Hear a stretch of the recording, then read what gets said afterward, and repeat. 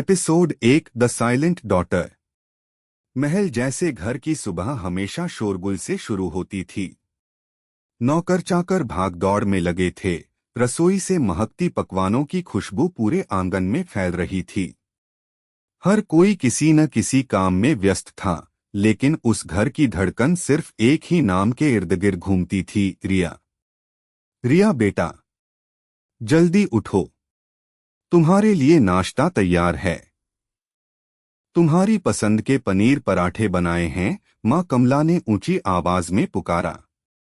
रिया ने नींद से भरी आंखें खोलीं, मुस्कुराई और लाड़ से बोली, माँ आप तो सबसे बेस्ट हो।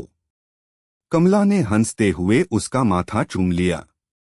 पूरे घर में रिया की हंसी गूंज उठी। लेकिन उसी पल सीढ़ियों के कोने पर खड़ी थी अनाया। सफेद सलवार कमीज पहने, हाथ में दूध का गिलास लिए, उसकी आंखों में वही पुरानी झिझक थी। माँ, मेरे लिए भी कुछ, उसने धीमे स्वर में कहा। कमला का चेहरा अचानक सख्त हो गया। अनाया, तुम्हें हमेशा शिकायत करनी है। जो बना है खा लो और जल्दी निकलो, वरना कॉलेज लेट हो जाओगी। टेबल पर उसके लिए सूखी रोटियां रख दी गईं। अनाया चुपचाप बैठ गई। आंसू गले तक आकर अटक गए, लेकिन वो उन्हें पी गई। ड्राइंग रूम में पिता विक्रम बिजनेस के कागजों में डूबे हुए थे। उन्होंने बिना ऊपर देखे कहा, रिया बेटा, अगले हफ्ते बिजनेस पार्टी है। सबके सामने तुम्हें इंट्रोड्यूस कराऊंगा। तुम हमारी कंपनी का भविष्य हो। अनाया ने हिम्मत जुटाई। पापा, मैं भी बिजनेस में मदद कर सकती हूँ। इस बार मैंने कॉलेज में टॉप किया है। विक्रम ने सिर उठाया और कठोर स्वर में बोले, अनाया, तुम्हें समझ नहीं आता। ये बड़ा काम है, हर किसी के बस की बात नहीं। ये सब रिया संभालेगी। तुम पढ़ाई करो, वही काफी है। वो चुप रह गई। उसका दिल जैसे किसी ने मसलकर फेंक दिया हो। College campus. अनाया पेड़ की छांव तले अकेली बैठी थी।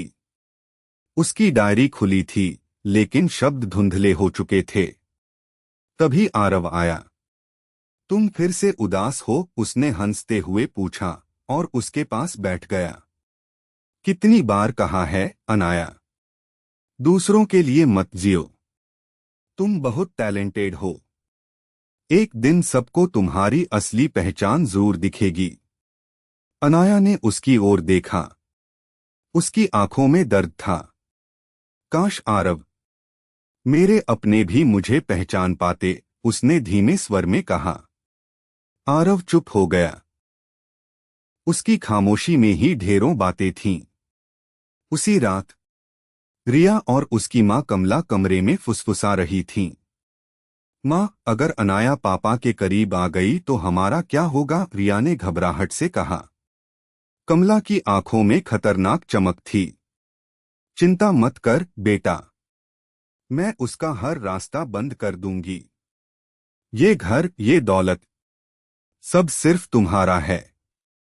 दरवाजे के पीछे खड़ी अनाया ने सब सुन लिया। इस बार उसकी आंखों में आंसू नहीं, बल्कि आग थी। उसने मन ही मन कसम खाई, अब मैं चुप नहीं रहूंगी।